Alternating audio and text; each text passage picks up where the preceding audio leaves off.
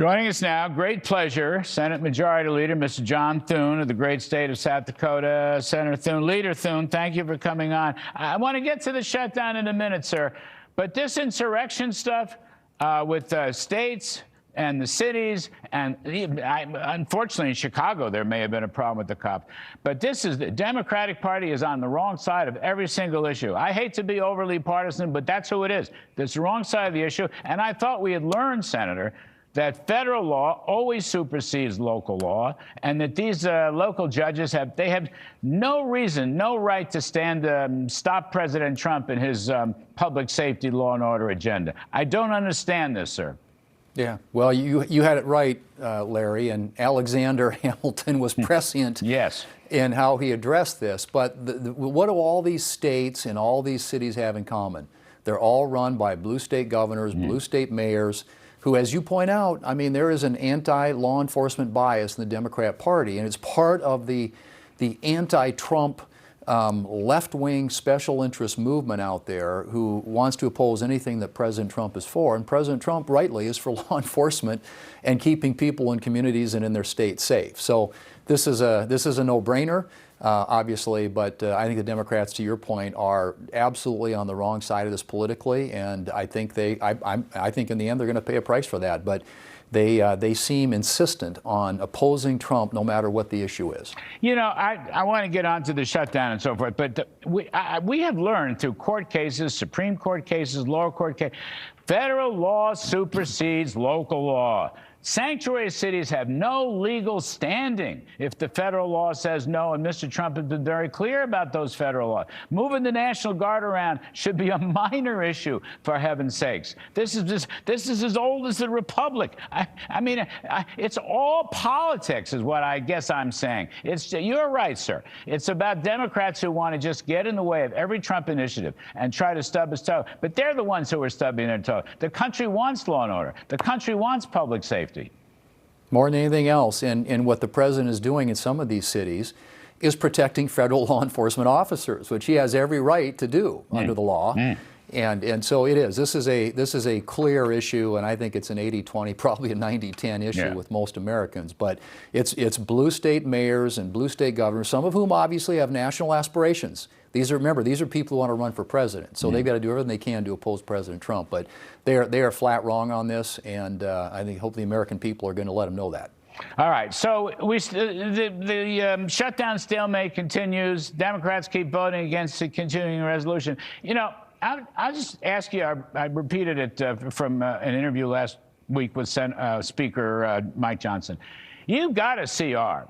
You have a funding mechanism that would take us through whatever, Thanksgiving or something.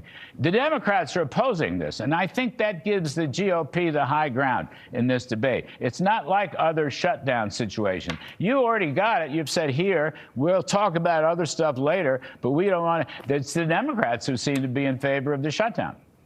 They are, and I hope that people are beginning to realize that. Nobody likes shutdowns. Nobody gains from a shutdown, Larry.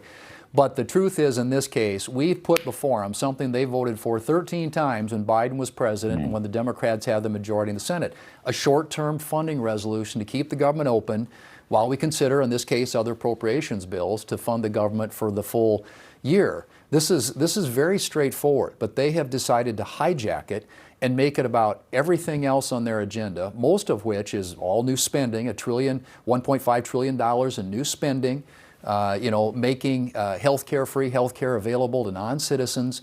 This is what they've staked their claim on. And they're wrong. And I just think that hopefully the American people see through it and understand that we do have a clean funding resolution, something they voted on 13 times in the past. And it will keep the government open. And if they want to have a conversation about some of these other issues, I've said we're open to that. But you got to open up the government first. Where do you think the off-ramp is going to be, Senator Thune?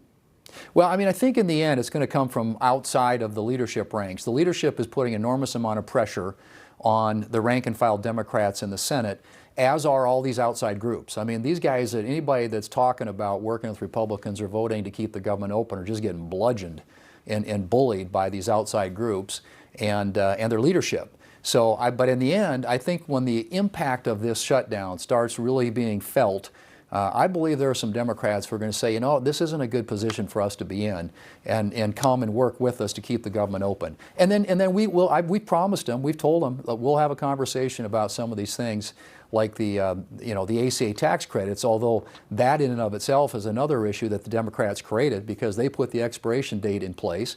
They expanded these credits, tax credits, in a way that was supposed to be responsive to COVID. Well, COVID's no longer with us.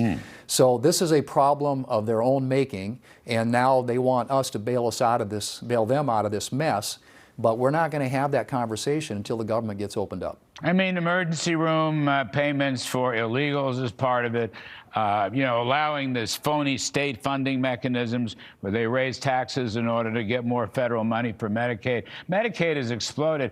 I mean, healthcare spending is a delicate issue, but I don't know. Does the public want to throw out one big, beautiful bill? Does the public want to just say, we'll give you, if you're able-bodied, you can collect Medicaid. We'll give you all the money you want for Obamacare, which didn't work really well in the first place. I mean, I have to believe you have the high ground on all that as well, sir. Well, I think that the HCA tax credits are rife with fraud, waste, and abuse. They are subsidies. Exactly. Subsidies to insurance companies, nothing more, nothing else. And there's no cap on income. I mean, you can make $500,000 now, 600 grand in some places, and be eligible for federal assistance under this program. So it's desperately in need of reform. But to your broader point, all these programs, we want to make sure that people in this country have access to affordable health care. Obviously, people on Medicaid, Medicare, but as you know, in the One Big Beautiful Bill, we made reforms to Medicaid to make sure it's there for the people who really need it, but for able-bodied adults who are gaming it, and all these states who play these games and cover illegals, California being probably the best example of that, take these provider taxes and get a higher FMAP from the federal government, get more federal money, and then rebate those taxes back to the providers, and then use the resources to cover illegals. That was what California was doing. That's what they got busted for, and now the Democrats, they want to put that all back in play. So these are important issues. They're issues that are we think need to be addressed on behalf of the American people, but not in a way that is such a bad return for the American taxpayer that actually is inflationary when it comes to health care costs and to premiums and insurance and everything else, in a way that honestly skews these programs toward people who, in the expanded population, are able-bodied adults, ought to be working, and ought to be able to get other health care options available to them. So we're willing to have that conversation, Larry, but it doesn't fit here. As I reckon it, last one, Senator, active duty military service people, their first paycheck they'll miss is October 15th. And then I guess federal employees who were furloughed last week, their first paycheck is October 22nd. So I'll just call that a couple more weeks. You think those paycheck dates are going to matter? I think at some point, when the American people start understanding that the American military men and women who are protecting this country aren't going to get paid, so that the Democrats can give free health care benefits to non-citizens, this is going to hit home. And that's exactly what we're talking about here. That's exactly what's going to happen here in a couple of weeks if something doesn't change. All right. Senator John Thune, Senate Majority Leader, we thank you, sir. Appreciate it very, very much. Thanks, Larry. Good to be with you. Thanks.